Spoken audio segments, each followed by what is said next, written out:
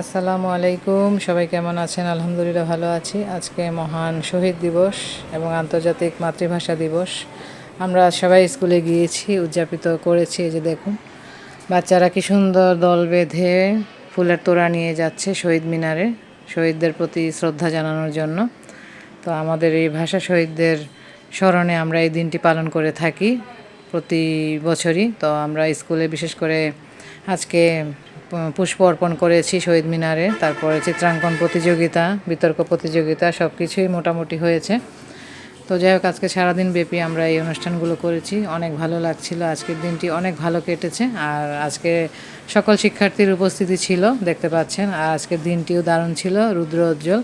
আর যেহেতু রমজান মাস, তারপরও আমাদের এই দিবসে স্কুলে যাওয়া লাগে, যেহেতু দিবসটি আমাদেরকে যথাযথ মর্যাদায় পালন করতে হয়। তো আমরা কিন্তু খুব সুন্দরভাবে পালন করেছি।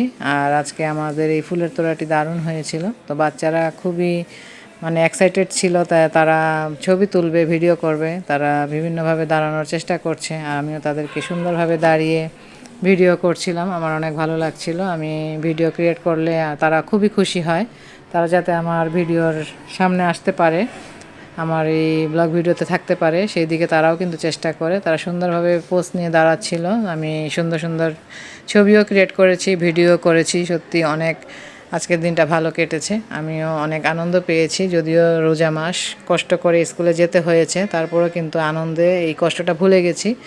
যেহেতু আজকে আমাদের শহীদ দিবসে উপলক্ষে শহীদ মিনারে পুষ্প অর্পণ করতে হবে, আর আমরা এই ফুলের তোড়াটা নিজেই বানিয়েছি। তো যাই হোক, এটা বানানোর সময়টাতে আর তেমন একটা আমি ভিডিও করতে পারিনি, তারপরও আমি যতটুকু পেরেছি আপনাদেরকে দেখানোর চেষ্টা করেছি।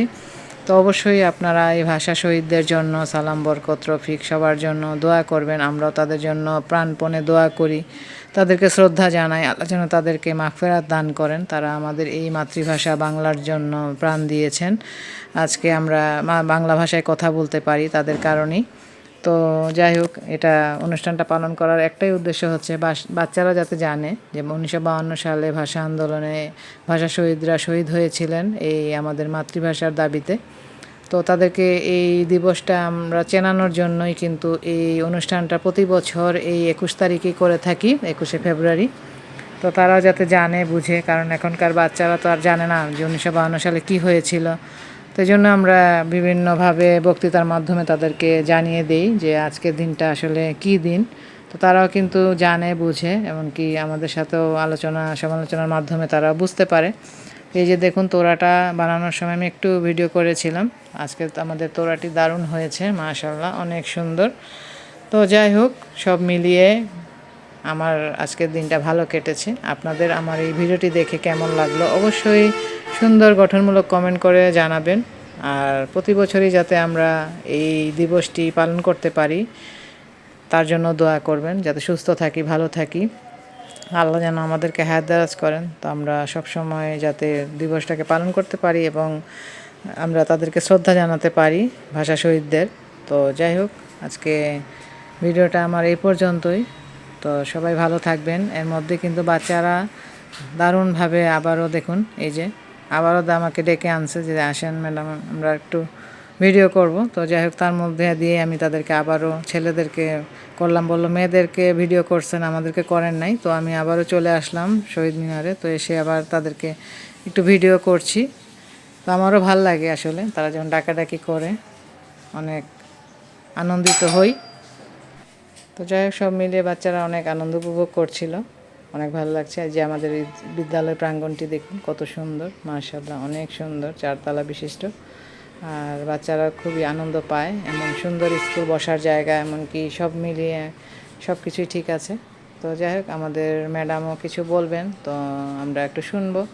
এর মধ্যে আমি তোড়াটাকে দেখালাম। তো সবাই কিন্তু ভালো থাকবেন। আমরা এখন ম্যাডামের কথা শুনি। মহান শহীদ দিবস ও আন্তর্জাতিক মাতৃভাষা দিবস। এই দিবসে আমরা শহীদদের, মাতৃভাষার জন্য যারা শহীদ হয়েছেন তাদের শ্রদ্ধা ভরে স্মরণ করি। ও ইউনেস্কো এই কারণেই এই দিবসটিকে আন্তর্জাতিক মাতৃভাষা দিবস হিসেবে আখ্যায়িত করেছেন, কারণ পৃথিবীতে এমন কোনো দেশ নেই যারা মাতৃভাষার জন্য জীবন দিয়েছে, শুধু একমাত্র বাঙালিরাই তাদের মাতৃভাষার জন্য জীবন দিয়েছেন। তাই এই দিনটিকে আমরা আন্তর্জাতিক মাতৃভাষা দিবস হিসেবে পালন করে থাকি। অনেক ধন্যবাদ ম্যাডাম আপনাকে। আপনার ভালো থাকবেন, আপনার কথাগুলো শুনে অনেক ভালো লাগলো। ধন্যবাদ আপনাকেও ম্যাডাম।